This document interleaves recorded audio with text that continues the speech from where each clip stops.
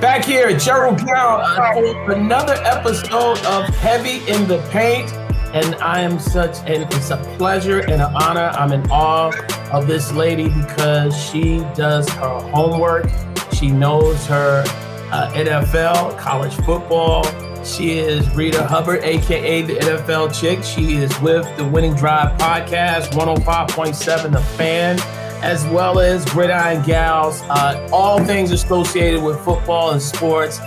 And this might be the first time I can say that, you know what, being an avid Baltimore Orioles fan is not a bad thing. Yeah, I have to bow my head and salute. We had a couple of good years in the 2010s, but it feels like it's going to be more consistent moving forward, hopefully. Oh no, that's not. The Yankees took a little year off, so we're not going to have. Hey, and that's completely okay. But y'all a little old over there. We young stallions over here, baby. So without Aaron Judge, y'all be in trouble. We don't have that problem when one guy go down. So I'm just saying, we about to start giving y'all a run for y'all's money coming at this point. See, you throw salt into the wound already. Well, you started it. I mean, I'm just saying. I just had to bring you down to some realities here. Aaron Judge better stay healthy for 162 games. That's all I know. Hey, I'm with you when you're right. You know, I've always said I truly, truly admire what you continue to do and have done, and really, really, again, cover the NFL, mainly the Ravens, exceptionally well. And I've always been very impressed with your commitment and dedication to the game of football. I want to go back. In my pleasure. You know, where did that come from? You know, Reeta, where did that love and just thirst, because it is so profound and you do an outstanding job with it? So I grew up into a sports family. My dad played baseball and football. And I don't know if I ever told you this story, because, you know, you and I have known each other over the years, but my dad actually was on the Kansas City Chiefs team back in the 70s with Hank Stram. So, you know, it's just something that we've, as a family, just essentially, you know, did. We watched baseball games. We listened to baseball games. My grandmother was an avid Orioles fan, so I learned how to listen to the baseball game on the radio through my grandmother and my grandfather. And my dad loved baseball. That was his first love as well, but he was really good at football.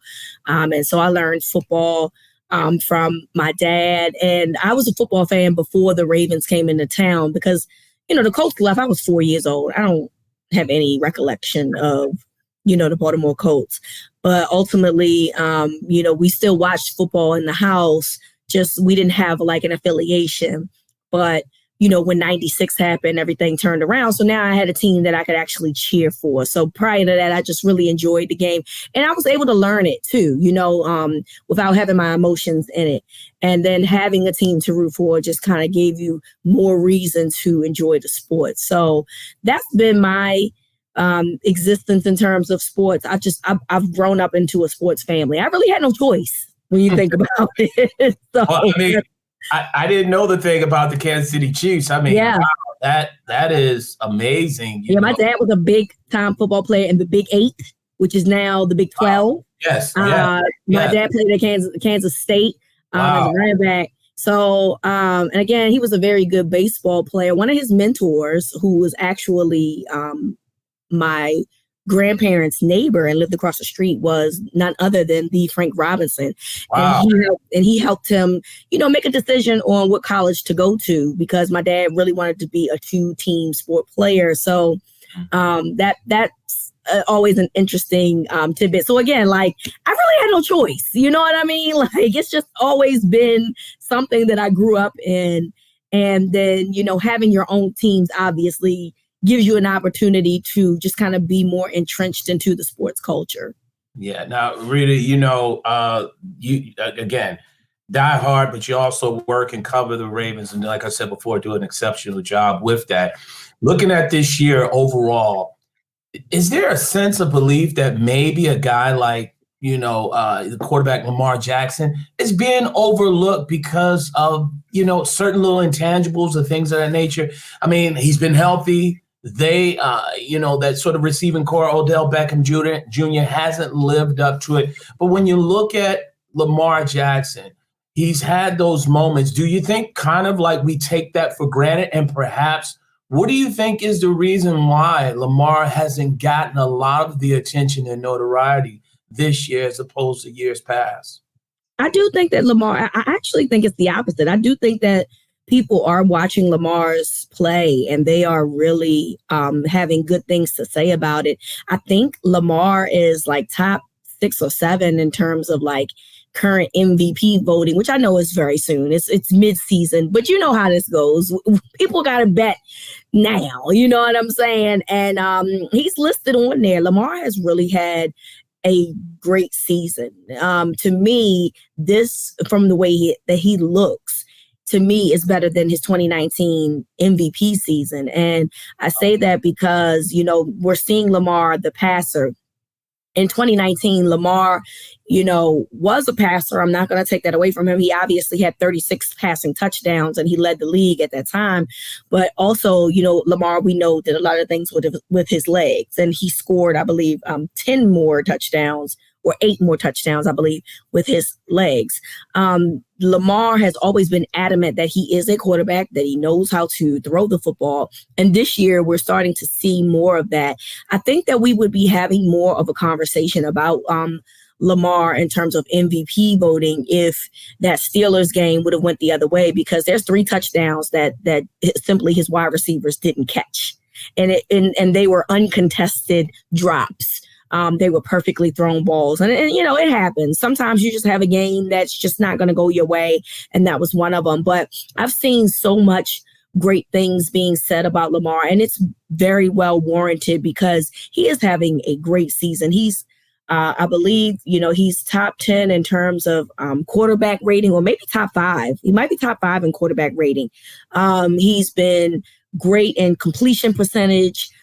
He's done really well with in terms of pass rating. So this has really been a great year for him. And I don't think that it's a coincidence that, him having better receivers, the best receiving core that he's had since he's been a Raven has played a role into that. So I totally expect more of the conversation to happen as this offense continues to evolve and grow. Because remember, this is a new offense with Todd Monken as the offensive coordinator.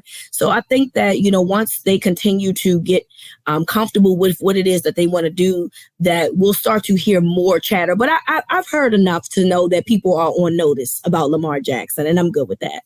Yeah.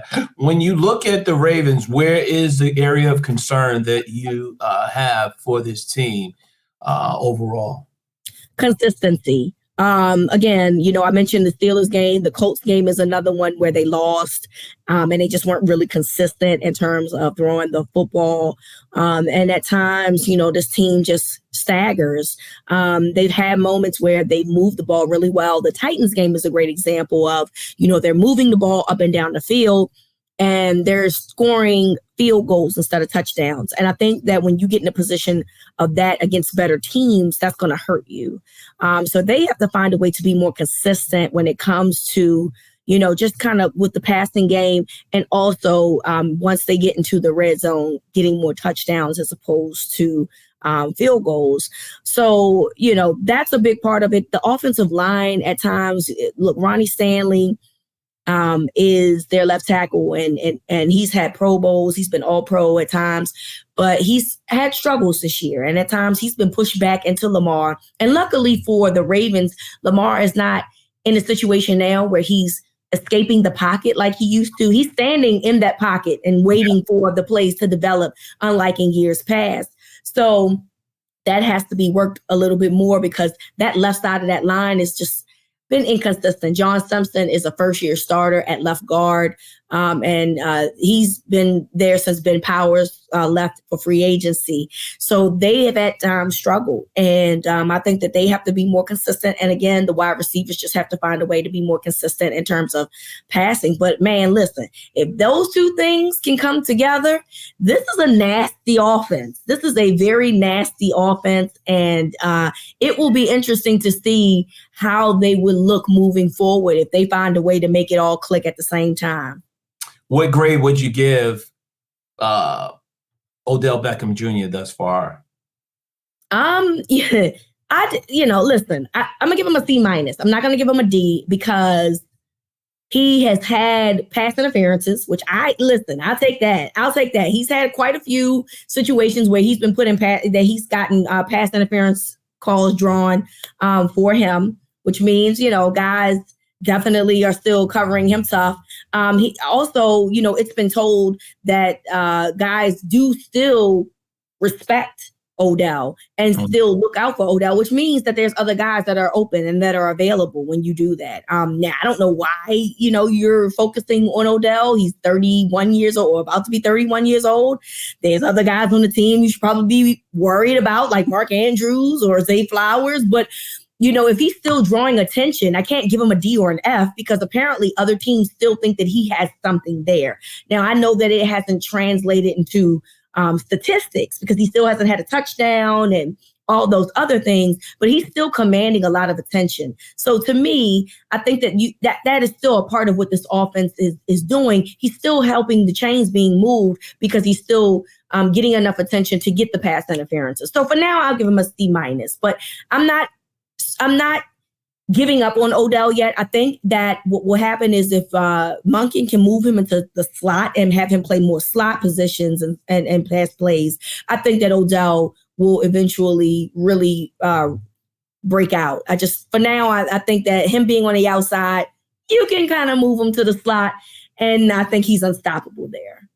She is the NFL chick, Reeta Hubbard, Gridiron Gals podcast, NFL reporter, joining me. Gerald Brown here in the heavy in the paint. So I look at that division and the AFC North. I started off, I said, you know what? Baltimore has been consistent. I don't think Pittsburgh has posed any problems. We know the issues at the quarterback position for the Cleveland Browns. And I thought that this would probably be the year, Rita, that the Cincinnati Bengals maybe took a step back. When you hear about a calf injury for an NFL player, you always think the worst. And slowly but surely, you look at the Cincinnati Bengals, and right now, Rita, they go into San Francisco, and I think that was a very, very impressive win. When you look at the Bengals, do you think that they are perhaps the only competition for the Baltimore Ravens? And does it help that it seems apparent that the Ravens have the Bengals number every time they match up? No, I wouldn't say that they're the only competition because the AFC they're the biggest concern for sure. I mean, right. By far, they're the biggest concern. But I can't say that because the Ravens already lost to the Steelers. So I don't, it is what it is. Deshaun Watson, if he ever decides to play football again, if he's healthy enough, because he's dealing with an injury right now, I do think from a talent perspective, they are a talented football team. I just think that, right now, the quarterback situation kind of denies them of that. But to me, the Bengals obviously are the biggest threat. They're only a game and a half behind the Ravens currently. So that is something to be worried about. And this is what the Bengals have done, every year, it feels like, and Joe Burrow has essentially missed every training camp, if we can think about it. 2021, he was dealing with that ACL. He was coming back from that, so he really didn't have a training camp.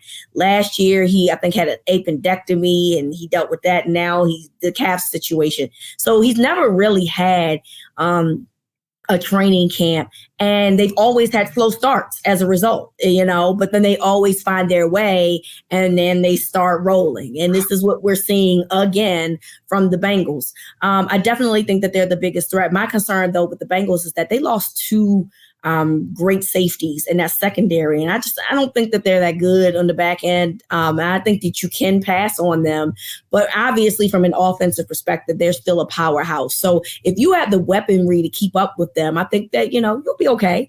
But ultimately, they're still a threat. As far as the matchups with the Ravens, that's always just an interesting type of thing because, there was, I think 2 years ago, they swept the Ravens, but that's the year that essentially everybody was injured. And Lamar, only played in that one game. And in the second game, they had like 500 something yards of offense, but it was like dudes that worked at Family Dollar that was playing on the squad. You know what I'm saying? So it's been a situation where they've always split. Now, the Ravens beat Cincinnati already on the road week 2. And then in 2 weeks from today, they play at M&T Bank Stadium on Thursday night. And, the Bengals right now appear to be rolling. So that's going to be a huge matchup because, you're essentially fighting for the division, it feels like at that point. And so it's just been fun to watch because it is a rivalry that at this moment, I don't want to say like overall, the Ravens and Steelers are always going to be a rivalry. But at this moment, the Ravens and Bengals, they have surpassed what, the Ravens and Bengals are now what the Ravens and Steelers have been overall for in terms of rivalries. So it'll be interesting to see how this goes because, again, the Ravens already won the first matchup, but they did that away. So you got to assume that the Bengals are going to come out smoking hot or at least try to against the best defense in the league 2 weeks from now. So that should be fun. Yeah, it should be. I want to go around the league as well as want to touch on some college football as well. Yeah. When you look at the quarterback play overall this season, you've had a lot of teams and stuff really, really trying to struggle to find quarterbacks. And now we've had these injuries that have taken place, and you hear about Jimmy Garoppolo being benched in Las Vegas after they went out and signed him. And now looking at the whole situation with Derek Carr. Do you think that this offseason we will see even more quarterback movement of teams desperately trying to get a perhaps maybe veteran, seasoned quarterback in position? I mean, you look at Las Vegas, they obviously are going to be in the hunt for a quarterback. You have to look at what's going to happen with Tennessee. Yes, Will Levis looks good, but how do you see this all playing out? Because obviously a lot is going to be focused on that draft, Reeta, with a lot of quarterbacks. But this year's draft, if you look at some of these guys, I mean, Anthony Richardson's already out. Bryce Young has been struggling. C.J. Stroud has been perhaps the only level model of consistency. But when you look at the overall quarterback play, is there a great concern for a lot of teams to find quality quarterbacks? Yeah, but also too, Gerald, I think that's something we're not talking about enough is the offensive line play and how poor it's been over the last few years. It's been really bad, and it feels like it just gets worse and worse. And I don't have an answer for that. I mean, maybe there's a combination of things. It does feel like the development of pass rushers and defenders over the years have become more prominent opposed to offensive line play. I saw something about this earlier. Someone wrote an article not too long ago about how 2023 has seen the least amount of deep throws, anything past 20 yards in quite some time. Right. And to me, that has a lot to do with the offensive line play because you're not allowed to get the 3 seconds or a couple more seconds that you need because it's so bad. Kirk Cousins, I wish him well for sure. But I'm surprised, Gerald, that he had not been hurt sooner. Yeah. That offensive line has been bad for years. It was not a secret. They were bad last year. They're bad now. I'm not about to bail Jimmy Garoppolo. He has played terribly. I mean, awful. However, he's not worse than Baker Mayfield. I'm sorry. I'm upset with Baker. Hey, listen. You're right. Give Kyle Trask, my man Kyle Trask from Florida, a chance, by the way. Huh. No. There you go, the Gators. I'm not about that. But Jimmy Garoppolo, as bad as he's played, that offensive line has been horrible. It has been horrid. Josh Jacobs, the guy who led the league in rushing yards last year, is barely averaging like 3.7 yards a carry at this point. That line it's just, and so yes, the quarterback play has been poor, but I feel like we should start having more conversations about how poor the offensive lines have been these past few years, and how it probably isn't going to get any better, because it feels like the development is shifted from offensive line play to defensive line play. To get to your point, I don't feel like it hurts to start utilizing these young guys. You got Caleb Williams, who, Caleb Williams' only problem to me is that he's trying to do everything himself. Yeah. And so he's overcompensating, but it doesn't mean that I don't think that he's a good football player. He is a good football player. He is going to be a good NFL player. But as of right now, he's trying to do too much because that defense is terrible. Drake May is going to be, a guy that people are going to be looking at as well. Michael Penix is a guy that I'm sure teams probably love because of his makeup and what it is that he can do. I don't see, look, if you're going to keep recycling bad dudes, then that is on you if you're a GM. At this point, what can a young guy coming out of college do worse than the dude that you already got tape on and he's not a good football player? Like, if Mac Jones goes into free agency, and you as a GM, would you pick up Mac Jones? I would rather take my chances with some dude that I don't even know if he can play over Mac Jones. Because you know what? I know Mac Jones can't play at this level. He's not good, period. So, at this point, I'm just trying to figure out who young could come in and we could develop him into being a starter. If you're not a playoff caliber team, of course, right? If you feel like you got some pieces, then yes, you're going to start regurgitating all of these quarterbacks that are going to be on the market. But overall, I just don't, it feels like the definition of insanity, which is, you're doing the same thing over and over again and looking for a different result. Well, you know who this guy is. So if you keep signing these dudes, that is on you. Maybe you need to go out and find somebody new. And I think that that's something that more GMs will start looking into as the draft comes with all of these quarterbacks coming out. Well, that quarterback down in Tampa really kind of started this new, once again, wave of veteran quarterbacks leaving, because that won a Super Bowl down there in Tampa, and it's that. But hey, I'm not bragging or anything like that. But brag on, friend. I ain't mad. No, because you know what? We got against my team. I don't care. Baker Mayfield is terrible. Let's switch gears real quickly. I want to get into some college football. Yeah. When I look at college football, we all know it's about money. And just looking at the landscape as a whole, the Big Ten has announced that USC is going to open up in the Big House in Michigan in 2024. It's really, really just driven by money, where you can't even say they're student athletes anymore. What is your overall take on just the landscape of college football and the direction it's going, where you have essentially the decimation of a conference in the Pac-12 that now will no longer exist? I hate it. I love it and I hate it. I love that the kids are getting paid. They deserve it. I don't care about what anybody has to say. Free labor, and by free, please don't tell me about, they getting scholarships. So the academic scholarships, so what? So they get to work. Those kids were able to work on academic scholarships. These college football players were not even able to work.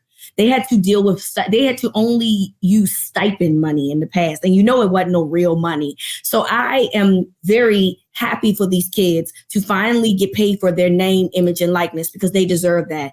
That being said, the structure of college football and is essentially dead now. It's going to be SEC, Big Ten, and then everybody else. At some point, the ACC is probably going to dissolve, you got to assume.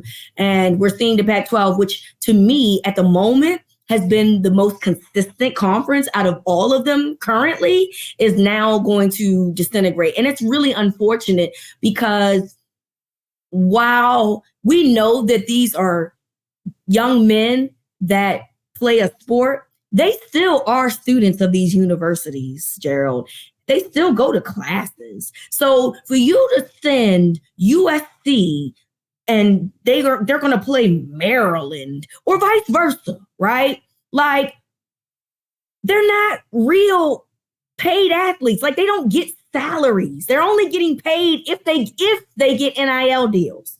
If they get NIL deals. So I hate that for them, because I don't think that they should have a workload of an actual NFL player, but that's essentially what's about to happen because of the disintegration of these conferences. Also, it just takes away from like the regional aspect of it, right? Like, who doesn't want to brag about being the best player in their region? Or, you know what I mean? Sorry, my cat just loves she loves the attention, so she got to find her way always in the videos, like Puffy in the Bad Boys. So anyway, I just don't understand why y'all feel the need to break up something that didn't need to be broken. You know what I'm saying? And that's the part that I think is bothering me. Are we still going to see those rivalries? I'm sure that they're not going to die, but certain games that, you know, we were looking forward to, it might not be in every year thing now. And that's the part that I think it sucks the most, because those are games that I look forward to. You know, even though Wazoo isn't that good, I've seen a couple of Wazoo Oregon games that were really good, and I might not see that anymore. You know, there's a couple of other games that were really good that now, because everybody's disintegrating, we're not going to be able to see anymore. Texas and Oklahoma, okay, yeah, they're going to the SEC. And so, of course, they're going to continue to play each other every year. But, you know, Oklahoma State ain't leaving. So, you know, Texas Tech's not leaving. So, like, what does that mean for them? And it's just really sad to see how this is gone. And I really feel like it could have been avoided had, remember when the kids were trying to have a union a few years ago and it got shot down, and the NCAA just kept saying, no.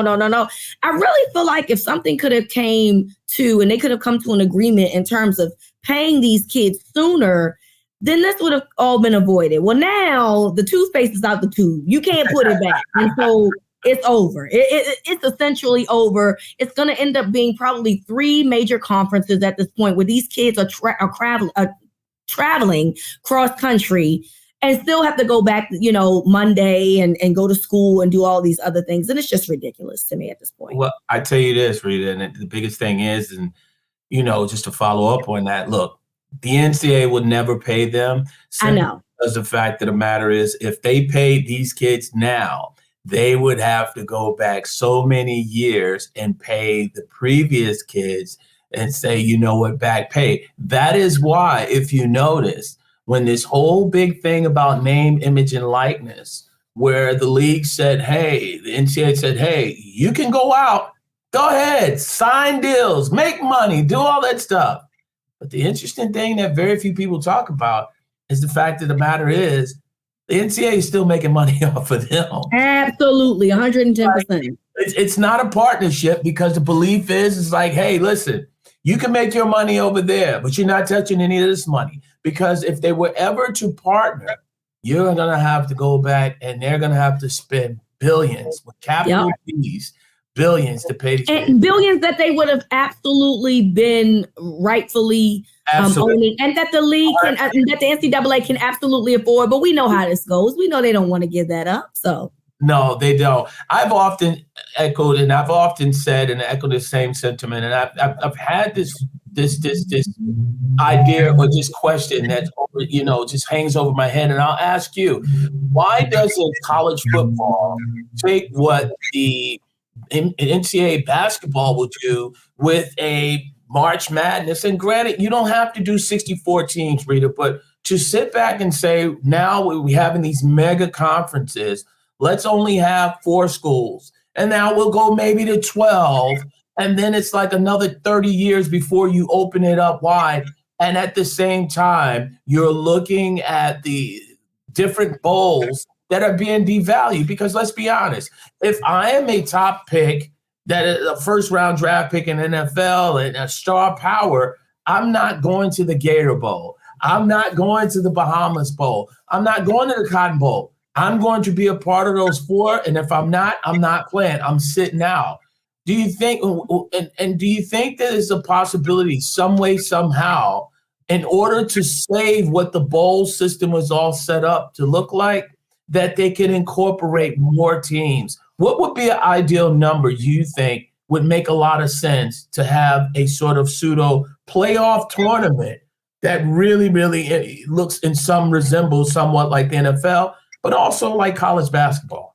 Well, I do think that they are implementing an expansion starting either 2024 or 2025. I can't remember. But I think it's supposed to be 12 teams. Yeah. It's supposed to be 12 teams. And so I think that they're already, because of everything that's happened, I do think that they're trying to expand it because, like you said, now it's just all starting to blend in together. So how can I get more than 4 teams involved so that people can be interested in playing these games? Because like you said, these kids ain't trying to play no Cheez-Its Bowl. They ain't trying to play no Chick-fil-A Bowl. They don't want to do any of that. If it doesn't mean that they're going to potentially be playing for a national championship, they're not going to play. So I do think that the expansion is what is supposed to get more teams involved so these kids don't say, well, I'm not playing, I'm going to prepare for the draft, which I don't have a problem with, by the way. If I ain't playing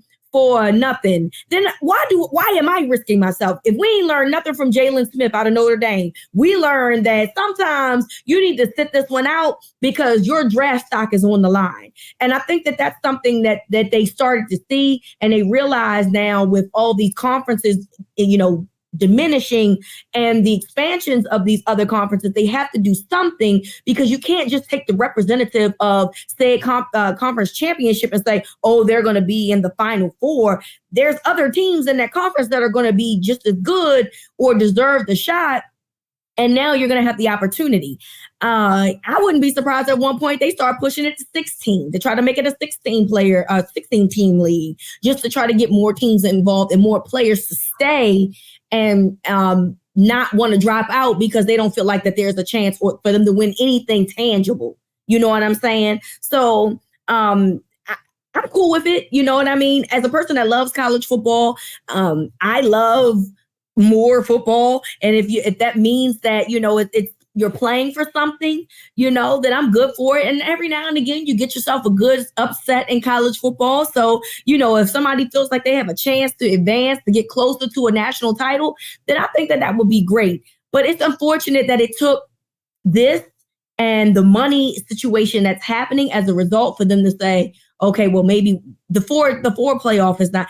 The 4 playoff should have always been the case. Because remember, this whole 4 playoff is new anyway. It used to be the BCS would tell us who was going to play the national championship, and that was it, right? And so that's something that probably should have been in the play for a long time. But I guess better late than never. So I guess in a couple of years, we'll get what we want, Gerald. We'll have the opportunity to see teams play, be competitive. Hopefully most kids will see that if they have a chance to win a championship, that they won't, sit this one out and be there. But if they do, I don't have a problem with that either. I'm just saying. But I'm looking forward to seeing those playoffs when they finally go into effect. Yeah, I'm hoping that Colorado gets in there because, again, that would be something worth looking at. Oh, you're one of those. As we wrap up, let everybody know where they can check you out and all the stuff that you have going on, where they can keep up with you. Sure. Of course, I'm on social media at the NFL Chick on everything, Instagram, Twitter, or X, whatever, Facebook. Gridiron Gals, that's GALS. It's myself and my best friend Chels, and we're hilarious. I mean, I'm not gonna even lie to y'all. We're funny as hell. We love to talk about NFL and college football. I'm on 105.7 The Fan every Wednesday evenings at 6 p.m. In Baltimore, but you can also stream it on Odyssey. And every now and again, you can catch me on Peacock on Brother from Another. I typically co-host once a week. Next week, I will be on Wednesday, November the 8th, and it starts at 3 p.m. And if you have Sirius XM, you can hear it on Channel 85. She is very, very talented. I'm still waiting for my invite to Gridiron Gals. Oh, hey, come on. We can always... hey, my number is... We can bring you on since you pro Colorado over there. Come on, let's have a show. Hey, all you got to do is let me know. Listen. Yes. Really, really appreciate you. Thank you so much. And Thank you for having me. And my cat, by the way. My cat. Hey, it's all love. I appreciate you, and we definitely look forward to doing this again. Yes. Talk to you soon. Reeta Hubbard, heavy in the paint. Peace.